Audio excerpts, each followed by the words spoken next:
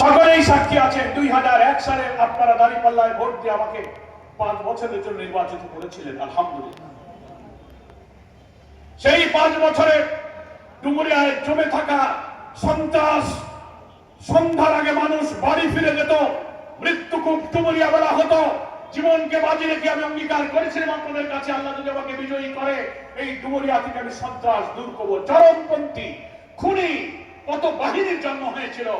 পার্লামেন্টে দাঁড়িয়ে আমি বলেছি, স্বরাষ্ট্রমন্ত্রীর কাছে গিয়েছি, পুলিশ প্রধানের কাছে গিয়েছি, এই ইউনিয়নের প্রত্যেকটি ইউনিয়নে পুলিশ ক্যাম্প করে র্যাব, পুলিশ, সেনাবাহিনী, যৌথ বাহিনীর সাহায্য নিয়ে এই ডুমুরিয়া থেকে আমরা সন্ত্রাস মুক্ত করেছিলাম। মনে আছে আপনাদের?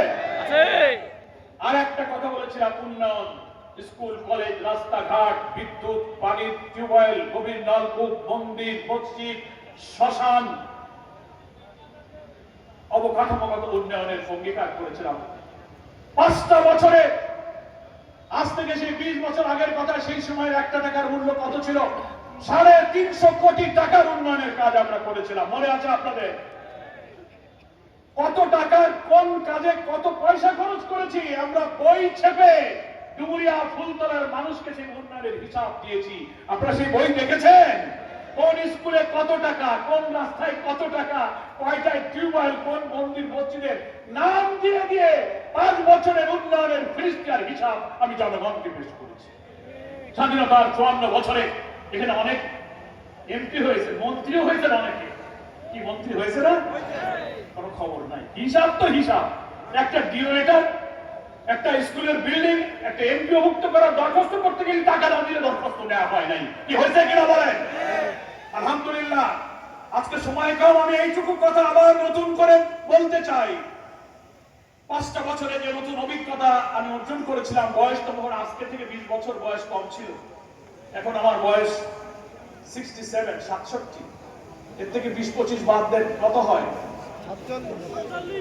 45, 46, 47, 42, 43 আমি এমপি হয়েছিলাম। দাড়ি তখন একটু কালো কালো ছিল, পাকে নাই, মিগনি লাগাইতাম না, চশমা মাঝে পড়তাম না। এখন সব কাম শেষ। বয়স বাড়ছে না?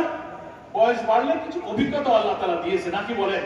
14 ইউনিয়নের গ্রামে, পাড়ায়, ওয়ার্ডে, মহল্লায় কোথায় কি হয়েছে আর কি হয়নি, কোথায় এমপি মন্ত্রীরা টাকা চুরি করেছে, কোথায় কাজ বাকি আছে, আমি এই কয়েক বছর সেটা দেখার সুযোগ পেয়েছি। ইনশাআল্লাহ আল্লাহ তাআলা যদি দয়া করেন, আপনারা যদি আমাকে আবার আপনাদের খেদমতের দায়িত্বটা দেন, আল্লাহ যদি সেটা কবুল করে, সংগঠন যেহেতু আমাকে আপনাদের কাছে আবার পাঠিয়েছে, এই ডুমুরিয়াকে উন্নয়নের একটি মডেল ডুমুরিয়া গড়ে তোলার জন্য আমি বাকি সময়টুকু আল্লাহর ওয়াস্তে কোরবানি করার চেষ্টা করব। বিশেষ করে যুবকদের বলতে চাই, আজকের সমস্যা হচ্ছে, সবচেয়ে বড় হলো যুবকদের বেকার সমস্যা, চাকরি বাকরি নাই, নাকি বলেন? বিল ডাকাতিয়া, বিল বাদুড়িয়া, ঘোষণা, এই মধুগ্রামের বিল, ছবাড়িয়ার বিল, এই যে সালাতিয়ার বিল, প্রচুর বিল, সব জলবদ্ধ, চিংড়ি চাষ, ক্ষেত খামার, ফসল নষ্ট। আমি পানি সম্পদ মন্ত্রীর সাথে ঢাকায় মিটিং করেছি, জেনেছেন সবাই আপনারা?